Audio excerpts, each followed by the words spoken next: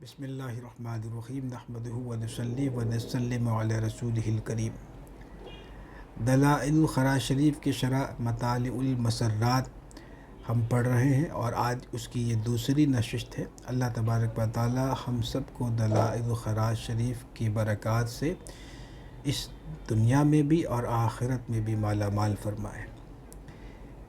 الحمدللہ، تمام تعریفیں اللہ کے لیے۔ تسمیہ کے بعد حمد ذکر کرنے کے وجوہات۔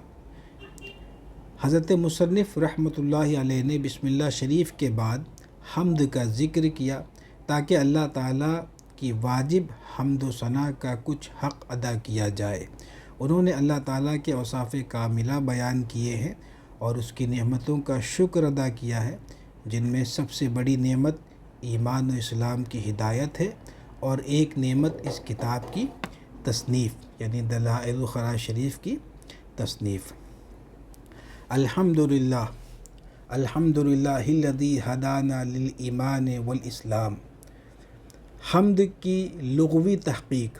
حمد لغت میں حمد کا معنی ہے بطور تعظیم کسی کے اوصاف جمیلہ بیان کرنا۔ الذی ہدانا للایمان والاسلام، جس نے ہمیں ایمان اور اسلام کی ہدایت فرمائی، یعنی الحمدللہ الذی ہدانا للایمان والاسلام۔ الذی ہدانا للایمان والاسلام، جس نے ہمیں ایمان اور اسلام کی ہدایت فرمائی۔ الذی اس میں موصول ہے، اسے ریلیٹیو پروناؤن کہتے ہیں۔ اس میں موصول اس میں معرفہ کی ایک قسم ہے۔ اس میں موصول ایسا اسم ہوتا ہے جب تک اس کے ساتھ کوئی جملہ نہ ملائے جائے اس کے پورے معنی سمجھ میں نہیں آتے، جیسے جو کچھ، جو کوئی، جس کو، جس نے، جسے، جس کا، جس کی، جیسا، جس کا، جن کا یا جون سا وغیرہ وغیرہ۔ اس کے ساتھ جو جملہ ملایا جاتا ہے وہ ایسا ہونا چاہیے کہ الذی سے جس کی طرف متکلم کے ذہن میں اشارہ ہے اس جملہ کی نسبت اس کی طرف مخاطب کو معلوم ہو۔ یہ الذی یعنی یہاں الذی اس جگہ اس میں جلالت اللہ کی صفت ہے جو مد کے لیے اور اس غرض کو پختہ کرنے کے لیے لائی گئی ہے جس کے لیے کلام کیا جا رہا ہے، اور وہ غرض یہ ہے کہ اللہ تعالیٰ مستحق حمد ہے اور اس استحقاق میں منفرد ہے، اور ان نعمتوں کا بیان کرنا مقصود ہے جو اللہ تعالیٰ کی حمد کو واجب کرنے والی ہیں، کیونکہ اللہ تعالیٰ نے منعم کا شکر ادا کرنے کا حکم دیا ہے۔ الذی ہدانا، ہدانا یعنی ہمیں صاحب رشد و ہدایت بنایا۔ ہدایت کا معنی ارشاد ہے، اور اللہ تعالیٰ کے ناموں میں ہادی کا معنی مرشد ہے۔ مخلوق کے لیے اللہ تعالیٰ کا ارشاد کبھی تو حکم اور بیان سے ہوتا ہے اور کبھی ایمان کی قدرت پیدا فرما کر۔ للایمان، ایمان تصدیق کا نام ہے۔ ایمان لغت میں تصدیق کو کہتے ہیں اور شریعت میں ان امور کی تصدیق کو کہتے ہیں جن کے متعلق بداہتاً یعنی سرٹینلی معلوم ہو کہ رسولان کرام علیہم الصلاۃ والسلام وہ امور اللہ کی طرف سے لائے ہیں، یعنی مان لینا اور انہیں قبول کر لینا۔ بالکل بداہتاً جو بات آپ کو معلوم ہو اس کی تصدیق کرنا اور اسے قبول کر لینا۔ یہ تصدیق اس وقت تک معتبر نہیں ہوتی جب تک کہ خضوع دل اور دل کا جھکاؤ اور احکام اسلامیہ کو قبول کرنا نہ پایا جائے اور کمال تصدیق صرف اس وقت حاصل ہوگی جب ان احکام پر عمل پایا جائے، اور اسلام عجز و انکساری اور فرما برداری کا نام ہے، اور صرف اس وقت پایا جائے گا جب ظاہری اعمال کو قبول کیا جائے گا، اور اعمال کو قبول کرنا اس وقت ظاہر ہوگا جب ان پر عمل کیا جائے گا۔ اس لیے شرعاً اسلام کی تفسیر اعمال و عبادات سے کی جاتی ہے۔ مثلاً اللہ تعالیٰ کی وحدانیت اور نبی اکرم صلی اللہ تعالی علیہ وسلم کی رسالت کا اقرار اور نماز و زکوٰۃ وغیرہ اگر کوئی شخص احکام شرعیہ کو قبول نہیں کرتا اور ان کے لازم ہونے کا انکار کرتا ہے تو وہ نہ تو الوہیت کے سامنے جھکا اور نہ اس نے فرما برداری اختیار کی، لہٰذا وہ مسلمان نہیں ہے۔ اعمال مذکور تصدیق مذکور کے ساتھ ہی معتبر ہے جسے ایمان کہا جاتا ہے، لہٰذا ایمان اسلام کے ساتھ اور اسلام ایمان کے ساتھ ہی صحیح ہوگا، پس یہ آپس میں لازم و ملزوم ہیں، اور شرعاً ایمان و اسلام متحد ہیں، شریعت میں مومن مسلم ہے اور مسلم مومن ہے، لہٰذا یہ مصداق کے اعتبار سے متساوی یعنی پیرلل ہیں، اگرچہ مفہوم کے لحاظ سے متغایر یعنی سیپریٹ ہیں۔ ایمان و اسلام مفہوم کے اعتبار سے متغایر ہیں۔ حضرت مصنف رحمہ اللہ نے ایمان و اسلام کی حقیقت اور مفہوم کا اعتبار کرتے ہوئے دونوں کا ذکر کیا، کیونکہ یہ مقام حمد ہے، ایسے مقام پر تفصیل اور بکثرت نعمتوں کے ذکر کی ضرورت ہوتی ہے۔ حمد کو ان دونوں یعنی ایمان و اسلام سے خاص کیا، حالانکہ بندے پر اللہ تعالیٰ کے احسانات بے شمار ہیں، کیونکہ یہ دونوں دنیا و آخرت کی تمام بڑی نعمتوں سے بڑھ کر ہیں، تمام نعمتوں سے بڑھ کر اور تمام نعمتوں کی بنیاد ہیں، جیسا کہ ظاہر ہے۔ نیز ایمان کی بندوں کی طرف نسبت سے جو وہم پیدا ہوتا ہے کہ یہ انسان کی اپنی کوشش سے ہے، اس سے براءت اور علیحدگی کا اظہار کرنا ہے۔ اللہ تعالیٰ فرماتا ہے بل اللہ یمن علیکم ان ہداکم للایمان، بلکہ اللہ تعالیٰ تم پر احسان جتلاتا ہے کہ تمہیں ایمان کی ہدایت دی۔ نیز فرمایا ولکن اللہ حبب الیکم الایمان وزینہ فی قلوبکم، لیکن اللہ نے تمہارے لیے ایمان کو محبوب اور تمہارے دلوں میں مزین بنایا۔ نیز فرمایا وقال الذین اوتوا العلم والایمان، ان لوگوں نے کہا جنہیں علم اور ایمان دیا گیا۔ نیز فرمایا کتب فی قلوبہم الایمان، تمہارے دلوں میں نقش فرما دیا، یعنی ایمان تمہارے دلوں میں نقش فرما دیا۔ نیز فرمایا افمن شرح اللہ صدرہ للاسلام فہو نور من ربی، کیا وہ شخص کہ اللہ تعالیٰ نے جس کا سینہ اسلام کے لیے کھول دیا تو وہ اپنے رب کی طرف سے نور پر ہے، تو وہ اپنے رب کی طرف سے نور پر ہے۔ اس کے علاوہ دوسری آیات اور حدیث جو دلالت کرتی ہے کہ ایمان کی ہدایت صرف اللہ کے دست قدرت میں ہے، اس کا کوئی شریک نہیں ہے۔ ایمان کی ہدایت جو ہے یہ اللہ تعالیٰ کے دست قدرت میں ہے، یہ بندے کے کسب کا نتیجہ نہیں، یعنی کوئی چاہے کہ وہ ایمان والا ہو جائے تو اس کے چاہنے سے کوئی ایمان والا نہیں ہوگا، بلکہ جب تک اللہ توفیق نہ دے جب تک وہ بندہ مومن نہیں ہو سکتا، یعنی یہ اللہ کے دست قدرت میں ہے ہدایت اور ایمان، اس کا کوئی شریک نہیں ہے۔ شیخ ابو طالب مکی قوت القلوب میں فرماتے ہیں یہ دعویٰ کرنا کہ ایمان عقل، کوشش اور قوت و طاقت سے ہے، یہ نعمت کی ناشکری ہے۔ جو شخص یہ وہم کرتا ہے مجھے خوف ہے کہ اس کا ایمان سلب کر لیا جائے گا، کیونکہ اس نے اللہ تعالیٰ کی نعمت کے شکر کو ناشکری میں بدل دیا ہے، العیاذ باللہ۔ والصلاة والسلام علی محمد النبی الذی استنقذنا بہ من عبادۃ الاوثان والاصنام، اور صلاۃ و سلام اللہ تعالیٰ کے نبی محمد صلی اللہ علیہ وسلم پر جن کے سبب سے اللہ نے ہمیں بت پرستی سے بچایا۔ تمام امور سے پہلے درود پاک پڑھنا۔ امام شافعی رحمۃ اللہ تعالی علیہ فرماتے ہیں مستحب یہ ہے کہ انسان خطبہ اور ہر امر مطلوب سے پہلے اللہ تعالیٰ کی حمد و ثنا بجا لائے اور رسول اکرم صلی اللہ تعالی علیہ وسلم کی بارگاہ میں درود و سلام پیش کرے۔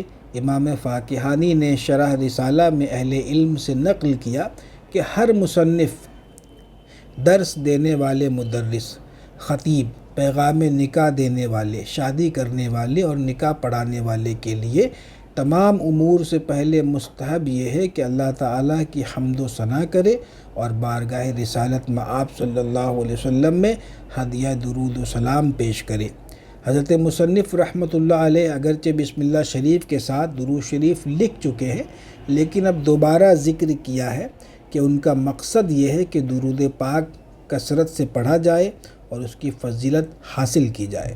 نیز ابتدا سابق میں بھی یہ بھی احتمال تھا کہ بطور خبر ذکر کیا ہو اور اس جگہ بطریق انشاء ہی ذکر ہے، جیسا کہ اس سے پہلے بیان ہوا کہ درود شریف کے ساتھ ابتدا مقصود ہے اور اسے اللہ تعالیٰ کے ذکر کے بعد ہونا چاہیے، کیونکہ حمد کے ساتھ دوبارہ ابتدا کی، اس لیے درود کو بھی دوبارہ ہونا ذکر کیا۔ ایسے نسخوں میں، اکثر نسخوں میں اس جگہ صرف صلاۃ کا ذکر ہے، سلام کا ذکر نہیں۔ نسخہ سہیلیہ جس کی تصحیح خود حضرت مصنف نے کی ہے، اس کی پشت اور حواشی پر ان کی تحریرات موجود ہیں، ان میں بھی اسی طرح ہے۔ یہ نسخہ حضرت مصنف کے عظیم شاگرد شیخ ابو عبداللہ محمد الصغیر السہیلی کا ہے اور مصنف کے وصال سے 8 سال پہلے لکھا گیا ہے۔ اس کا اندازہ اس طرح ہوتا ہے کہ ناقل نے اس میں لکھا ہے کہ میں نے یہ نسخہ 6 ربیع الاول 862 ہجری جمعہ کی صبح کو مکمل کیا۔ بعض نسخوں میں صلاۃ و سلام دونوں کا ذکر ہے اور بعض نسخوں میں اس جگہ سلام کا ذکر نہیں ہے، البتہ آخر میں و بعد سے پہلے ان الفاظ میں ذکر ہے وسلم کثیراً کثیرا۔ علماء نے صرف صلاۃ یا صرف سلام کے ذکر کرنے کو مکروہ کہا ہے اور اس کی تائید میں کئی خوابیں ذکر کی ہے، لیکن علامہ ابن حجر نے فرمایا کہ صرف صلاۃ کا لانا اس وقت مکروہ ہے کہ سلام بالکل ہی نہ ہو، لیکن اگر ایک وقت درود شریف پڑھا اور دوسرے وقت سلام پڑھا تو تعمیل ارشاد ہو جائے گی، اور اس جگہ بھی اسی طرح ہے، کیونکہ اگرچہ متعدد نسخوں میں اس جگہ سلام نہیں ہے لیکن کتاب اس سے پر ہے، یعنی پوری کتاب صلاۃ و سلام سے بھری ہوئی ہے اور صلاۃ و سلام ہی کے لیے لکھی گئی ہے۔ اور یہ بھی ہو سکتا ہے کہ حضرت مصنف نے زبانی پڑھ لیا ہو اور سہواً لکھنے سے رہ گیا ہو، اور یہ اکثر ہوتا ہے۔ الذی استنقذنا یہ صفت مدح کے لیے لائی گئی اور اس میں نبی اکرم صلی اللہ علیہ وسلم کے لیے ان عظیم نعمت اور احسان کا اعتراف ہے جس کے سامنے ہر نعمت اور احسان ہیچ ہے۔ استنقذنا کا معنی ہے چھڑایا، نجات دی اور بچایا، یعنی حضور اقدس صلی اللہ علیہ وسلم نے ہمیں بت پرستی سے بچایا۔ عبادت انتہائی عاجزی، انکساری اور آپ اپنے آپ کو کم مرتبہ جانتے ہوئے خدمت و اطاعت کو عبادت کہتے ہیں۔ اوثان و اصنام کا معنی، الاوثان والاصنام دونوں لفظوں کا معنی ایک ہے، بعض نے کہا کہ یہ الگ الگ ہیں۔ وثن وہ مجسمہ ہے جو پتھر یا لکڑی وغیرہ اجسام ارضیہ کو تراش کر بنایا گیا ہو، اور صنم وہ تصویر ہے جس کا اپنا کوئی جسم نہ ہو۔ بعض نے کہا کہ صنم انسانی مجسمے کو کہتے ہیں اور وثن غیر انسانی مجسمے کو کہا جاتا ہے۔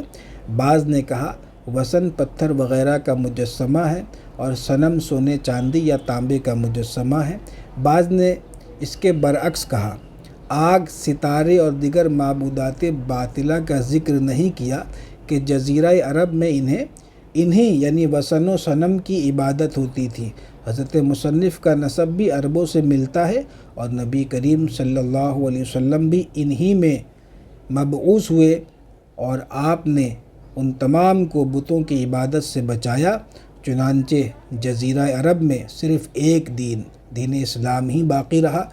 دوسری وجہ یہ ہے کہ بت ادنا ترین معبود باطل ہیں، کیونکہ وہ ہاتھوں سے بنائے جاتے ہیں، ان میں شکست و ریخت اور کمی و زیادتی کا عمل جاری رہتا ہے۔ پھر یہ کہ زمین کی جنس سے ہے، ان میں نورانیت برائے نام بھی نہیں، خاص طور پر ان کے ذکر میں بہت بڑے احسان اور انعام کا اعتراف ہے کہ نبی اکرم صلی اللہ علیہ وسلم نے انسان کو انتہائی پستی اور بت پرستی کے آخری درجے کی ذلت سے اٹھا کر اللہ تعالیٰ غالب و جبار اور رحمان کی عبادت کی عظیم بلندی پر پہنچایا۔ وعلی آلہ و اصحابہ النجباء البررۃ الکرام، اور آپ کے نجیب، متقی اور کریم اہل بیت اور صحابہ پر، یعنی صلاۃ و سلام ہو آپ کے نجیب، متقی اور کریم اہل بیت اور صحابہ پر۔ آل کہتے ہیں اہل و عیال کو، اس کا اطلاق متبعین پر بھی کیا جاتا ہے۔ جوہری کہتے ہیں نبی اکرم صلی اللہ علیہ وسلم کی آل میں اختلاف ہے، اس میں بہت سے اقوال ہیں۔ ہمارے اصحاب مالکیہ کے اس میں 7 قول ہیں۔ مشہور قول یہ ہے کہ وہ بنو ہاشم اور ان کی اولاد ہیں، یہ ابن قاسم، امام مالک اور ان کے اصحاب کا قول ہے۔ بعض نے کہا وہ بنی مطلب ہیں۔ ہمارے مذہب مالکیہ میں یہ قوی قول ہے، یعنی جو حضرت شارع رحمۃ اللہ تعالی علیہ ہیں وہ مالکی مذہب سے ان کا تعلق ہے، تو اس وجہ سے وہ اپنے مذہب، ان کے مذہب میں جو آل کی ڈیفینیشن ہے اور آل کا معنی جو وہ لوگ مراد لیتے ہیں اور جو قوی معنی مراد لیتے ہیں، وہ انہوں نے اس کا یہاں پہ ذکر کیا۔ وَأَصْحَابِهِ کا ذکر اکثر نسخوں میں ہے اور بعض میں نہیں ہے۔ روایت کے اعتبار سے ہر 2 نسخے صحیح ہے۔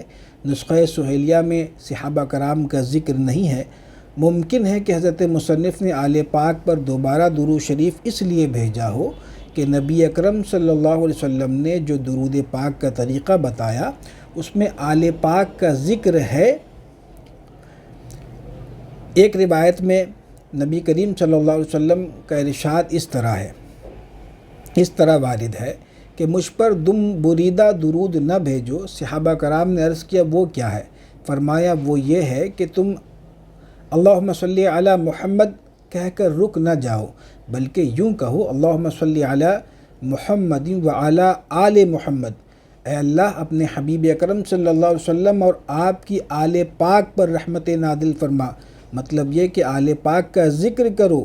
صحابہ کرام پر درود بھیجنے کا حکم اس طرح وارد نہیں ہے۔ آل پاک پر قیاس کرتے ہوئے ان پر بھی درود شریف بھیجا جاتا ہے۔ یہ بھی ہو سکتا ہے کہ ابتدا میں صحابہ پر درود شریف بھیج چکے ہیں وعلی آلہ وصحبہ وسلم، اسی پر اکتفا کر لیا ہو۔ النجبا نجیب کی جمع ہے، کریم اور بلند اخلاق والا۔ البررہ بارن کی جمع ہے، نیک کام کرنے والا اور برائیوں سے اجتناب کرنے والا۔ برن ایک ایسا اسم ہے جو بھلائی، سچائی اور اطاعت سب کو شامل ہے۔ کریم کا معنی الکرام، کریم کی جمع ہے، کریم کا معنی ہے شرافت کی تمام قسموں اور تمام اوصاف کا جامع یا ایسی صفت سے متصف جس کی بنا پر سخاوت وغیرہ امور آسانی سے صادر ہو، یا شریف اصل والا، یا وہ شخص جسے حکم الہی سے دوسروں پر فضیلت دی گئی ہو، کیونکہ اللہ تعالیٰ نے آل پاک کو یہ اعزاز بخشا کہ انہیں اپنے نبی صلی اللہ علیہ وسلم کی صحبت، دین متین کی امداد، اعلاء کلمۃ اللہ، ملت کی حفاظت، امت کو احکام رسانی، حضور صلی اللہ علیہ وسلم کی اطاعت کے التزام اور اس سلسلے میں انتہائی کوشش اور قدرت سے جانوں کی قربانی کی سعادت عطا فرمائی۔ وبعد ھذا فالغرض فی ھذا الکتاب ذکر الصلاۃ علی النبی صلی اللہ علیہ وسلم وفضائلها۔ اس کے بعد اس کتاب میں مقصود نبی اکرم صلی اللہ علیہ وسلم پر صلاۃ اور اس کے فضائل کا ذکر ہے۔ نذکرها محذوفۃ الاسانید لیسہل حفظها علی القاری۔ ہم یہ فضائل سندوں کو حذف کر کے ذکر کریں گے تاکہ پڑھنے والے کو یاد کرنے میں آسانی ہو۔ اسانید سند کی جمع ہے اور وہ محدثین کے نزدیک متن حدیث تک پہنچانے والے طریقوں کو بیان کرتا ہے، اور سند خود وہ طریقہ ہے۔ بعض اوقات اسناد سند کے معنی میں استعمال ہو جاتا ہے۔ محدثین کرام عام طور پر اسی معنی میں استعمال کرتے ہیں۔ ممکن ہے اس جگہ اسناد سے مراد بیان کرنے والے، مثلا امام بخاری و مسلم کی طرح حدیث کی طرف حدیث کی نسبت کرنا ہے، یا وہ شخص مراد ہو جس کی کتاب میں حدیث ملی ہے۔ اس صورت میں اسناد کا استعمال نسبت اور شخص کے معنی میں ہوگا، یا مراد اس راوی کا ذکر ہے جس تک سند پہنچی ہے، مثلا صحابی یا تابعی یا وہ بزرگ جنہوں نے درود شریف کے کلمات لکھے ہیں۔ آخر دو احتمالوں میں سے ایک ظاہر بلکہ متعین ہے۔ لیسہولا تاکہ آسان ہو، یہ سبب ہے اسانید کے ذکر نہ کرنے کا۔ حفظھا یعنی زبانی یاد کرنا، اور یہ مطلب بھی ہو سکتا ہے کہ اسے حاصل کرنا آسان ہو، کیونکہ اسانید حذف کرنے کی صورت میں اسے مسلسل پڑھنا اور بطور ورد پڑھنے کے لیے اس کے حصے مقرر کرنا آسان ہوگا، ورنہ مشکل پیش آئے گی۔ علاوہ ازیں درود پاک کا ورد کرنے کے لیے یہ جاننا ضروری نہیں کہ یہ کس نے لکھا ہے، اور نہ ہی یہ جاننا ضروری ہے کہ وہ صحیح روایت سے نبی اکرم صلی اللہ علیہ وسلم سے مروی ہے۔ دین میں درود شریف کی فضیلت و منزلت ثابت ہے اور اس کی شرافت معلوم و مشہور ہے۔ یہ وجہ ہے کہ جس کی بنا پر اسانید کا حذف کرنا آسان ہے، ورنہ اسناد کی دینی حیثیت مسلم ہے۔